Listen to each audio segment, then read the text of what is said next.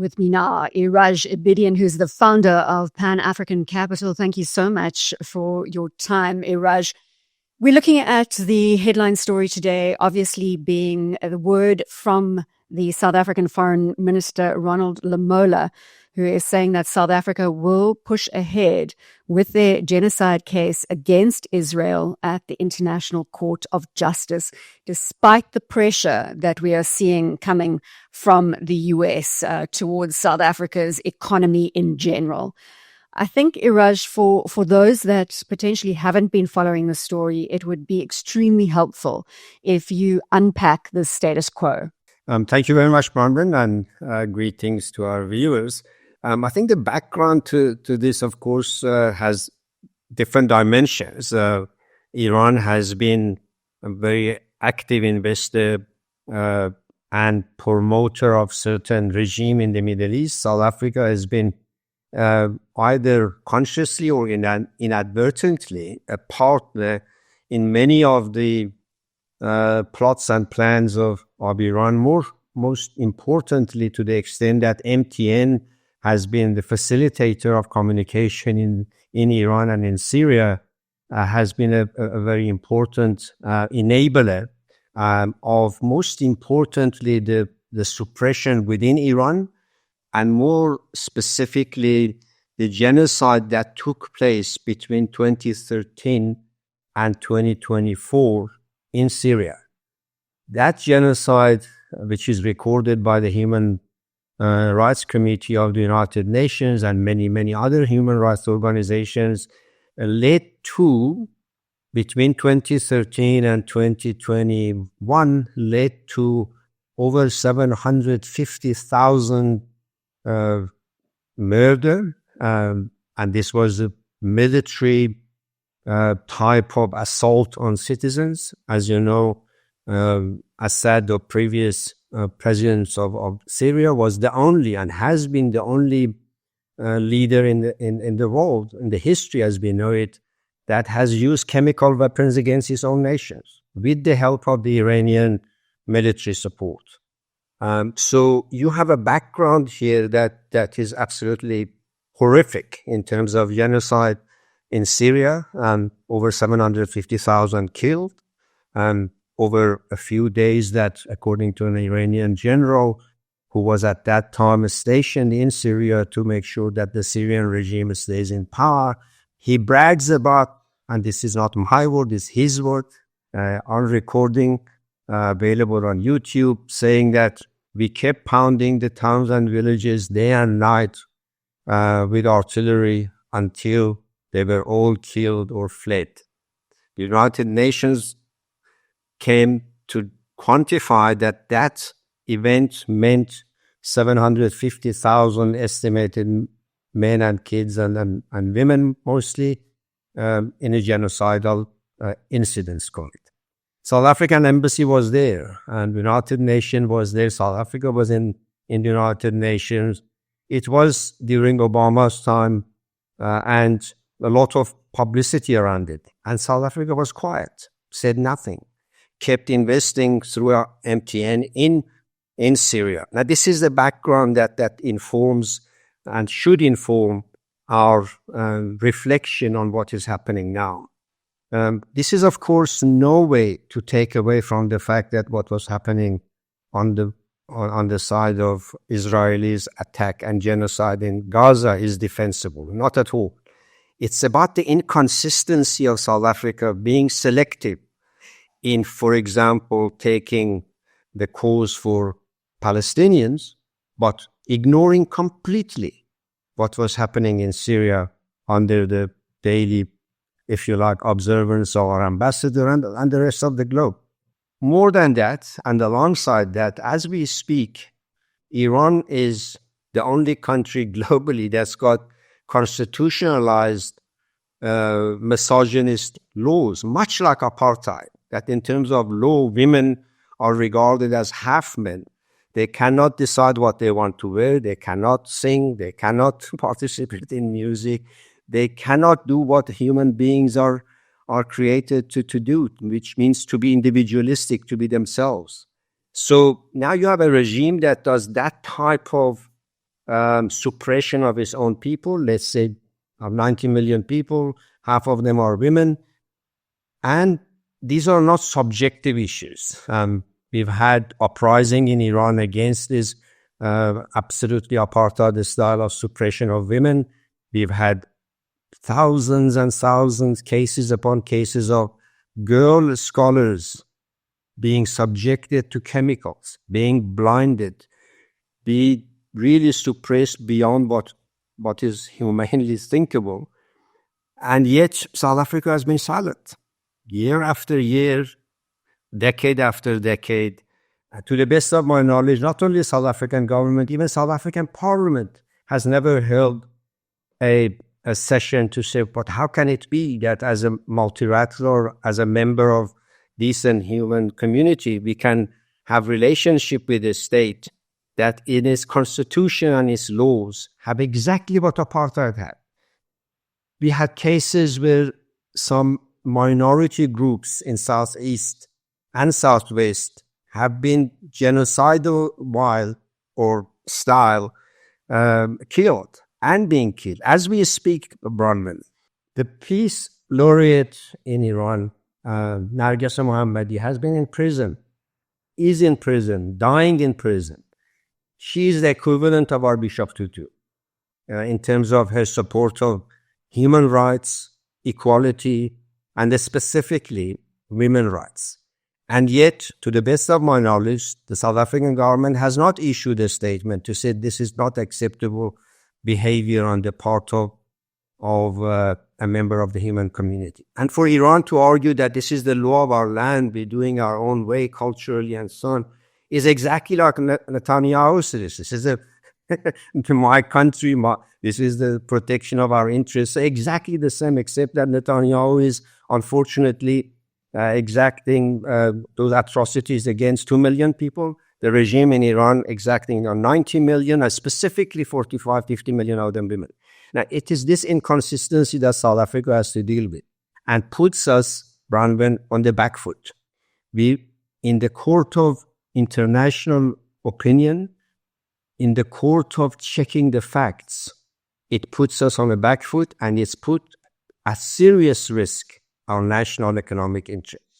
So, yeah, I can, I guess, sympathize with Minister Lamola saying we have to continue because we've started, and I'm not a lawyer, I do not know the procedures, but clearly South Africa has gone wrong with that case, but that is no excuse not to protect the national interest.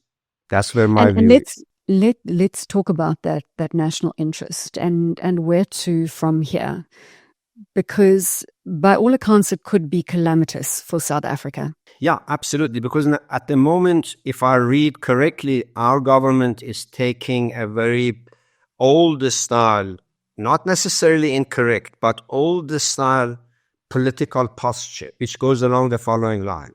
We are for multilateralism, we are principled, we are following our values. Well, that position put within a context that the big powers globally, Russia does not believe in multilateralism, believes that it has to do what it has to do in Ukraine, and blames NATO. NATO says we have to do what we have to do. And of course, most recently, President Trump comes and says all these multilateral frameworks are against the United States, so I'm going to throw them out of the window or put a big break on it for now. Now, the big China is the same, UK and EU the same. So the big players, the big participants of multilateralism have, by all practical purposes, left the paradigm. They are doing their own things. Italy is doing its own thing. Germany is doing its own thing, etc., etc., etc. And yet, South Africa is now playing the old game, which puts the national interest at risk. I must emphasize, Bronwyn, that as an economist, we all agree and we can prove it that multilateralism is the best for human community. But multilateral institutions and the practice of multilateralism on a selective basis by all players, United States, Russia, China, and now suddenly South Africa. Selectively, you want to be multilateral, you compromise your national interest. We need to rethink. We need to literally put a alt, delete, control, and reboot, and go to a different paradigm that protects jobs, protects our growth, and protects the welfare of the nation. Let's unpack the protection of national interest a little more, because Dr. Frans Cronje, a political analyst, yesterday was saying on Biz News that we are fundamentally eliminating the concept of fixed investment, robust fixed investment into South Africa, and we will be stuck in a low growth rate for the foreseeable future because of how we are aligning ourselves on the world stage.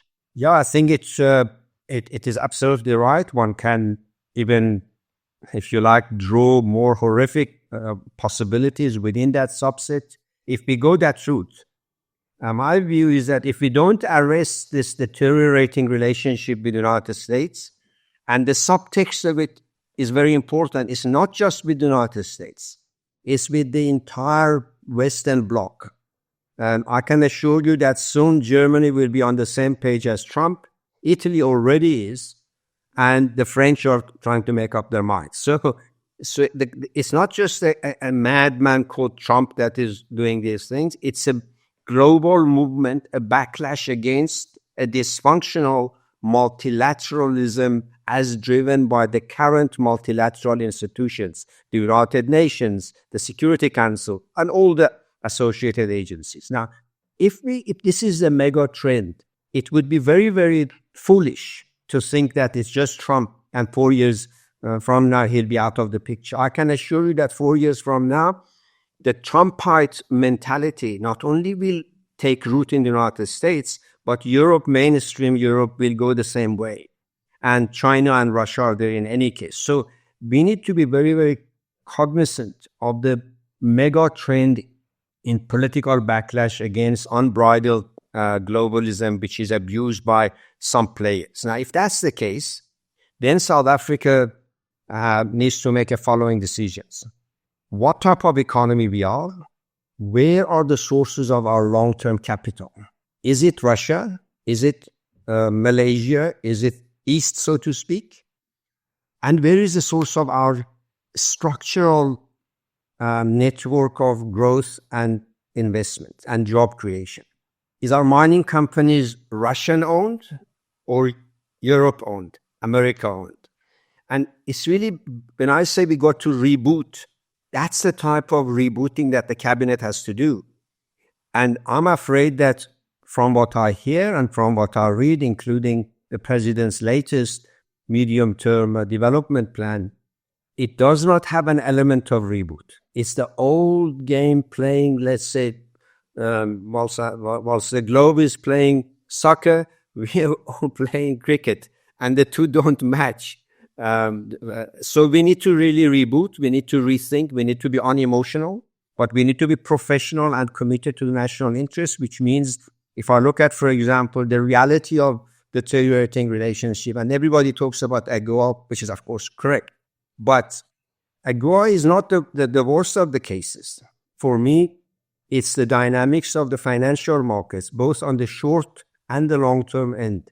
Even the rollover of government bonds next May could run into problems. It's as simple as that. And the government that is dependent on the global financial markets for its financing of its debt, the bulk of which comes from Europe, United States, and Japan, has to be very, very careful. Our corporates, likewise. So I think the structure of our economy, whether we like it or not, historically is interwoven with the financial markets of the West, of which the United States is the dominant player. Therefore, the cabinet needs to sit down with the right professionals. Clearly, within the cabinet, there isn't sufficient insight and expertise, which is fine. But they need to bring the right experts around the table. They need to look at the numbers. The National Treasury has got lots of it. And the private sector, banking and financial sector broadly, has got all the required information. we need to have a national interest in Daba, which looks at how do we reposition whilst this hectic, volatile global turmoil or tsunami is hitting us. It will pass, but it may take 10 to 15 years.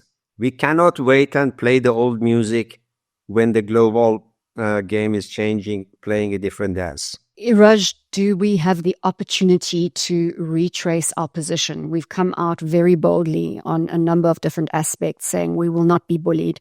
We will not retrace, specifically now with the Foreign Minister Ronald Lamola saying this is a matter of principle. We are going to stand behind our case of genocide against Israel at the ICJ. Is it too late? Yeah, I mean, think how do we retrace our position from here? Yeah, you should remember, the players are rational players. They're looking at rational win-win outcomes. A political statement by a minister, by a president is important, but it's not the end of the day. The answer to your question is absolutely we can, but we can't do it piecemeal. We cannot be ad hoc. We cannot be headline-driven. We need to sit down and say, in this environment, what's the best configuration of our foreign policy, local policy, economic policies? And with that package, engage the United States, not on a headline basis. On a headline,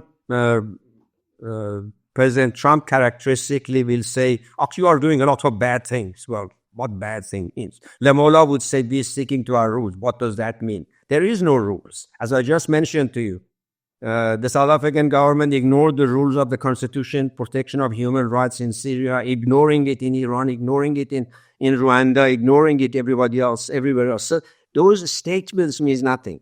Policy stance is a different thing. And we need to really, I cannot overemphasize the importance of absolute priority, meaning the next couple of days, not a few years for the cabinet to reflect on. The next few days, bring the best of breed in the country, restructure, change whatever needs to be changed as a credible, sustainable package of policies that would make a win-win outcome for the United States and for South Africa. And then stay vigilant. Dr. Iraj Abedian, founder of Pan-African Capital, thank you so much for joining us here on Biz News. Thank you, Rhonda.